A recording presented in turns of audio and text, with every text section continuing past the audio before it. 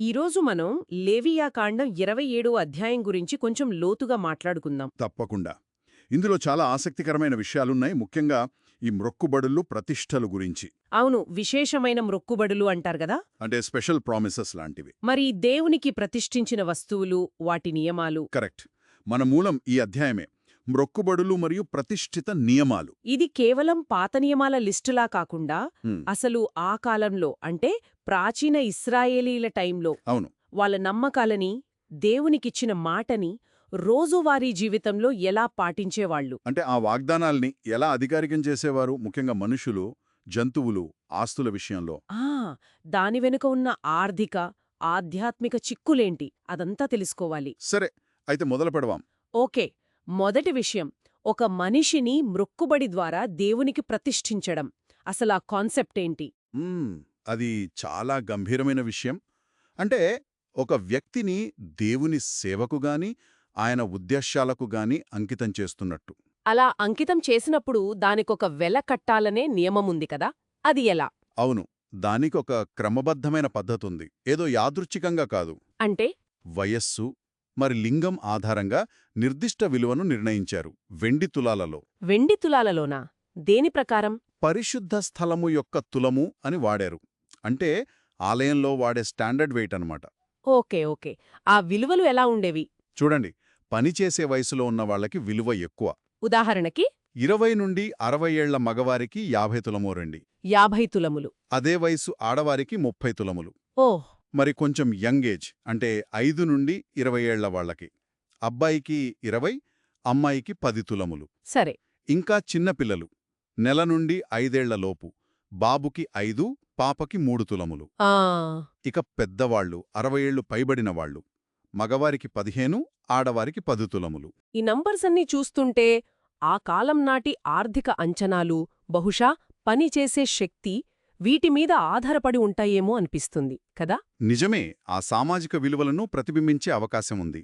అయితే ఇక్కడ నాకో ప్రశ్న, అందరూ ఇంత మొత్తం చెల్లించగలరా? అంటే బీదవాళ్లుంటారు కదా, వాళ్ల పరిస్థితి ఏంటి? మంచి పాయింట్. దాని గురించి కూడా చెప్పారు. అదే ఈ సిస్టంలో ఉన్న ఒక ముఖ్యమైన విషయం. ఏంటది? 8వ వచనంలో ఉంది. ఎవరైనా చాలా పేదవాడు, బీదవాడయ్యుండి ఈ నిర్ణయించిన వెల కట్టలేకపోతే అప్పుడు వాళ్ళని యాజకుడు దగ్గరికి తీసుకురావాలి. అప్పుడు యాజకుడు ఆ మనిషి ఆర్థిక పరిస్థితిని, మ్రొక్కుకొనిన వాని కలిమి చొప్పున చూసి అతను ఎంత చెల్లించగలడో అంత విలువ కడతాడనమాట. ఓహ్! అంటే మ్రొక్కుబడి అనేది సీరియస్ విషయమే అయినా అది భారం కాకూడదనే ఉద్దేశం కూడా ఉందన్నమాట. అవును, వ్యక్తి సామర్థ్యాన్ని కూడా పరిగణనలోకి తీసుకున్నారు. ఇది ఆచరణాత్మకతను చూపిస్తుంది. దేవునికి మాట ఇవ్వడం ముఖ్యం, కానీ అదే సమయంలో కరుణ కూడా ఉంది. కరెక్ట్. మతపరమైన విధికి, వాస్తవ ఆర్థిక పరిస్థితులకు మధ్య ఒక బ్యాలెన్స్ సాధించే ప్రయత్నం లాంటిది. సరే, ఇది మనుషుల విషయం. మరి జంతువులను కూడా ప్రతిష్ఠించేవారు కదా, అక్కడ రూల్స్ ఎలా ఉండేవి? ఉండేవి. అక్కడ కూడా కొన్ని నియమాలున్నాయి, కానీ కొంచెం తేడాలతో. ఎలా? ముందుగా బలికి పనికొచ్చే జంతువులా కాదా అనే దాన్ని బట్టి మారుతుంది. అంటే శుద్ధమైనవా, అపవిత్రమైనవా అని? అవును, యెహోవాకు అర్పణగా ఇవ్వదగిన శుద్ధ జంతువులు అంటే బలికి యోగ్యమైనవి. వాటిని ప్రతిష్ఠిస్తే అవి ప్రతిష్ఠితమవుతాయి, పవిత్రమనమాట. ఇక్కడొక స్ట్రిక్ట్ రూలుంది. ఏంటది? వచనం 9, 10 ప్రకారం వాటిని మార్చకూడదు. అంటే మంచిదానికి బదులు చెడ్డది, చెడ్డదానికి బదులు మంచిది ఇవ్వకూడదు. ఓకే. ఒకవేళ ఎవరైనా అలా మార్చాలని చూస్తే అసలు ప్రతిష్ఠించిన జంతువు, మార్చాలని చూసిన జంతువు రెండూ దేవునికి చెందుతాయి. అబ్బో, రెండునా? అంటే పెనాల్టీ లాంటిదా? ఒక రకంగా అంతే. దేవునికిచ్చిన మాటని తేలికగా తీసుకోవద్దు, మోసం చెయ్యొద్దు అని గట్టి హెచ్చరిక లాంటిది. ఆసక్తికరంగా ఉంది. మరి బలికి పనికిరాని జంతువులు అంటే అపవిత్రమైనవి, వాటి సంగతేంటి? వాటిని బలిగా అర్పించలేరు కాబట్టి ప్రాసెస్ వేరేగా ఉంటుంది. వచనము 11, 13లో ఉంది. ఎలా? యాజకుడు దాని విలువను నిర్ణయిస్తాడు, దాని క్వాలిటీని బట్టి. సరే. ఇక్కడ యజమానికి ఒక ఆప్షన్ ఉంది, దాన్ని విడిపించుకోవచ్చు. విడిపించుకోవచ్చా? ఎలా? యాజకుడు కట్టిన విలువకు అదనంగా 5వ వంతు అంటే 20% ఎక్కువ కలిపి చెల్లించాలి. ఆ 5వ వంతు మళ్ళీ వచ్చింది. ఇందాక మనుషుల విషయంలో ఇది లేదు కదా. లేదు, ఇక్కడ జంతువులు, ఆస్తుల విషయంలో ఈ 5వ వంతు అదనము కనిపిస్తోంది. ఎందుకనంటారు? ప్రతిష్ఠించిన తర్వాత మనసు మార్చుకోవడాన్ని డిస్కరేజ్ చేయడానికా? బహుశా అదే కారణం కావచ్చు. ప్రతిష్ఠ అంటే సీరియస్ విషయమని, వెనక్కి తీసుకోవాలంటే ఒక కాస్ట్ ఉంటుందని చెప్పడం లాంటిది. అర్థమైంది. ఇంకేమైనా ఉన్నాయా జంతువుల గురించి? తొలిచూలువు ఉన్నాయి, అంటే ఫస్ట్ బోర్న్ యానిమల్స్. వాటి గురించి ఏమిటి? వచనం 26-27 ప్రకారం శుద్ధమైన జంతువులలో మొదటిసారి పుట్టినవి అంటే గొర్రెలు, మేకలు, ఆవులు. అవి ఆల్రెడీ దేవునివి, యెహోవాది. వాటిని మళ్ళీ ప్రత్యేకంగా మ్రొక్కుబడి ద్వారా ప్రతిష్ఠించాల్సిన పనిలేదు, చెయ్యకూడదు కూడా. ఓ, అవి బై డిఫాల్ట్ దేవుణ్ణివన్నమాట. అంతే. ఒకవేళ తొలిచూలు జంతువు అపవిత్రమైనదైతే, అంటే గాడిదలాంటిది, దాన్ని కూడా విలువ కట్టి 5వ వంతు కలిపి విడిపించుకోవచ్చు, లేదంటే అమ్మేయాలి. క్లియర్గా ఉంది. అంటే స్వచ్ఛందంగా చేసే మ్రొక్కుబడులు వేరు, సహజంగా దేవునికి చెందేవి వేరు. ఈ 5వ వంతు అదనమనేది ఇళ్ళు, భూమిలాంటి వాటికి కూడా వర్తిస్తుందా? అవును, వర్తిస్తుంది. అదే పద్ధతి. ఎవరైనా తమ ఇంటిని ప్రతిష్ఠిస్తే వచనం 14-15. యాజకుడు విలువ కడతాడు. కరెక్ట్. యజమాని విడిపించుకోవాలంటే ఆ విలువకు 5వ వంతు కలిపి చెల్లించాలి. సరే, మరి భూమి అదింకా కాంప్లికేటెడ్గా ఉంటుందేమో, ఎందుకంటే అది చాలా విలువైనది కదా? నిజమే. భూమి విషయంలో నియమాలు ఇంకా వివరంగా కొంచెం సంక్లిష్టంగా ఉన్నాయి. ఎందుకని? ఎందుకంటే అవి ఇశ్రాయేలీయుల సమాజంలో చాలా ముఖ్యమైన పిత్రార్జిత హక్కు, అంటే తండ్రి నుండి సంక్రమించే ఆస్తి. మరి సునాద సంవత్సరము అనే కాన్సెప్ట్స్తో ముడిపడి ఉన్నాయి. సునాద సంవత్సరం అంటే జూబ్లీ ఇయర్. అవును, ప్రతి 50వ సంవత్సరం. ఆ టైంలో చాలా జరుగుతాయి. బానిసల విడుదల, అప్పుల రద్దు, ముఖ్యంగా అమ్మిన భూములు మళ్లీ అసలు ఓనర్ల కుటుంబాలకి తిరిగి వెళ్ళిపోతాయి. ఓ, ఇది పెద్ద సోషల్ మెకానిజంలా ఉంది. అవును. భూమి కొందరి దగ్గరే ఉండిపోకుండా ప్రతి కుటుంబానికి వాళ్ల వారసత్వ ఆస్తి ఉండేలా చూసే ఏర్పాటు. మరి ఇది ప్రతిష్టని ఎలా ఎఫెక్ట్ చేస్తుంది? ఒక వ్యక్తి తన సొంత పొలం, అంటే పిత్రార్జితమైన పొలాన్ని పిత్రార్జితమైన పొలము ప్రతిష్ఠిస్తే వచనం 16-21. దాని విలువ ఎలా కడతారు? విత్తనం బట్టి, అంటే ఆ పొలంలో ఎంత విత్తనం వేయగలరో దాని ప్రకారం. ఒక కొలత కూడా ఇచ్చారు. ఒక పందుము యవల విత్తనాలు వేయడానికి సరిపడా భూమికి 50 తులముల వెండి. ఇంట్రెస్టింగ్. ప్రొడక్టివిటీ బేస్డ్ వాల్యుయేషన్ అన్నమాట. అవును. అయితే ఎప్పుడు ప్రతిష్ఠించారు అనేది ముఖ్యం.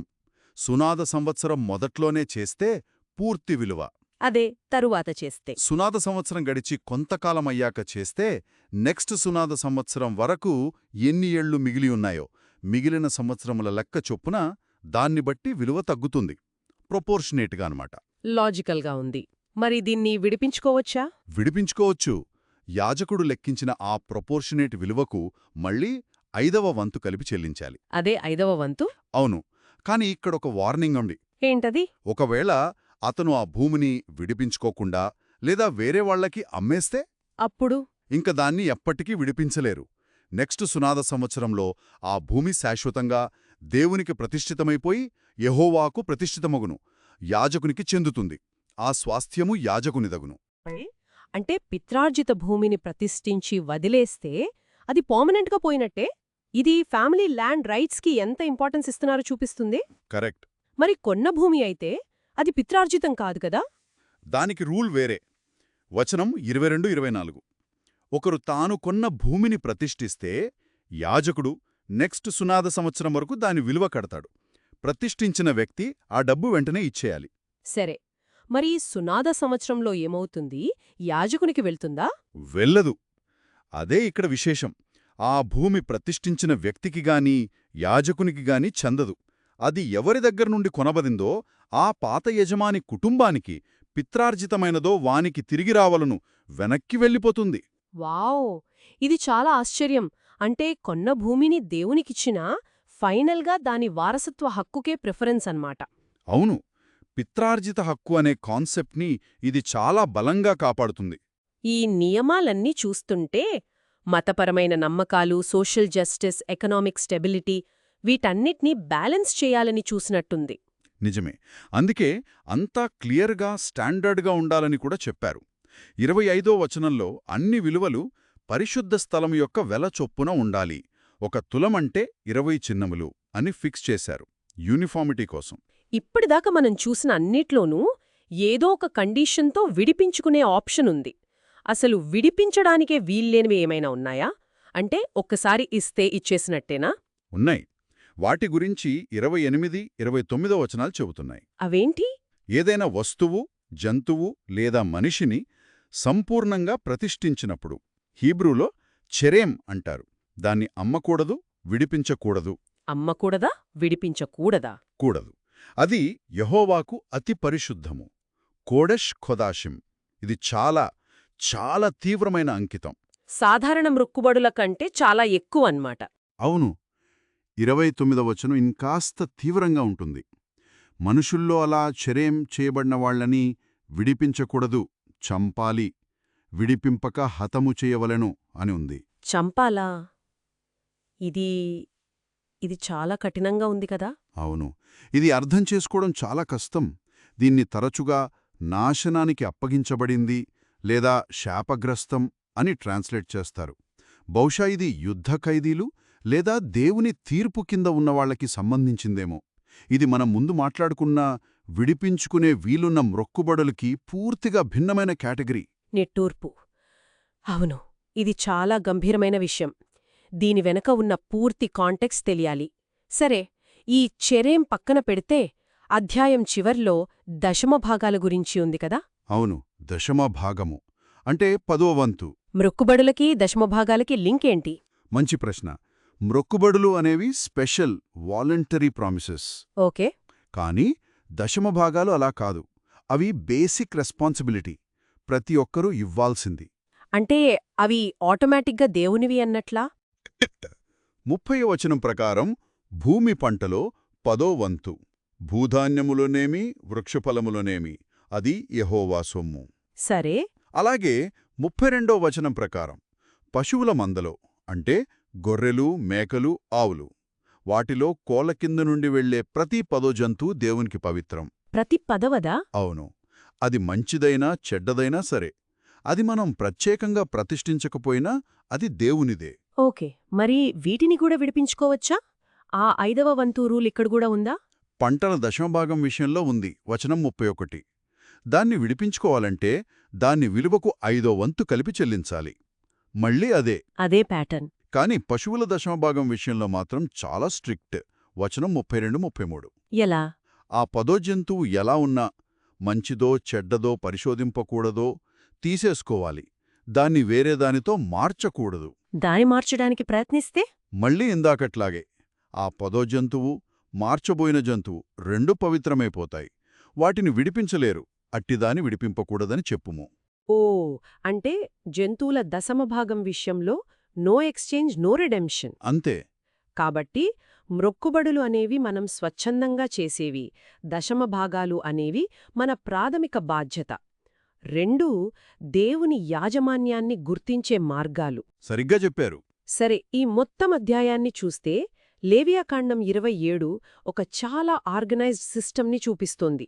మ్రొక్కుబడులు, ప్రతిష్టల కోసం. అవునా? వ్యక్తులు, జంతువులు, ఇళ్ళు, భూమి, దేనికదే నిర్దిష్టమైన రూల్స్, వాల్యుయేషన్ మెథడ్స్. వయస్సు, జెండర్, వస్తు, రకం ఇవన్నీ లెక్కలోకొస్తాయి. పేదల కోసం ఏర్పాట్లున్నాయి. విడిపించుకునే పద్ధతి ఉంది ఆ 5వ వంతుతో. కొన్ని మాత్రం విడిపించలేనివి ఉన్నాయి, ఆ చెరేం లాంటివి. తొలిచూలు, దశమభాగాలు సహజంగామే దేవునివని గుర్తించారు. భూమి విషయంలో సునాద సంవత్సరం ఎంత కీలకమో చూశాం. దీని వెనుక ఉన్న ప్రిన్సిపల్స్ ఏమంటారు? దేవునికిచ్చిన మాట నిలబెట్టుకోవడం, దాన్ని సీరియస్గా తీసుకోవడం, కొన్నిటి పవిత్రతను గుర్తించడం. యాజకుల ద్వారా ఒక క్రమపద్ధతిలో ఇవన్నీ జరగడం. అన్నిటికంటే ముఖ్యంగా మతపరమైన డ్యూటీకి, ప్రాక్టికల్ రియాలిటీకి, అంటే ఆర్థిక పరిస్థితులు, సోషల్ స్ట్రక్చర్స్, వీటికి మధ్య బ్యాలెన్స్ సాధించడం. అవును, ఈ వ్యవస్థ దేవుని అధికారాన్ని చెబుతూనే సమాజానికి క్లియర్ గైడ్లైన్స్ ఇచ్చింది. ప్రతి కమిట్మెంట్కి ఒక లెక్క, ఒక పర్యవసానం ఉండేలా చూసింది. నిజమే. కాబట్టి లేవియాకాండం 27 కేవలం పాత రూల్స్ బుక్ కాదు. విశ్వాసమనేది ఆచరణలో, డబ్బు విషయంలో, ఆస్తి విషయంలో, సమాజంలో ఎలా పనిచేస్తోందో చూపించే ఒక విండో లాంటిది. కరెక్ట్. మతపరమైన కమిట్మెంట్స్కి రోజువారీ జీవితంలో ఇంత క్లియర్గా లెక్కించగలిగే కాన్సిక్వెన్సెస్ ఉన్నాయంటే అది ఆనాటి ప్రపంచాన్ని మనకు పరిచయం చేస్తోంది. చివరిగా ఒక్క విషయం ఆలోచించమని చెప్తాను. చెప్పండి. ఈ అధ్యాయం మ్రొక్కుబడుల కోసం మనుషులకు వయస్సు, లింగం బట్టి డబ్బు రూపంలో విలువ కట్టింది కదా. అవును.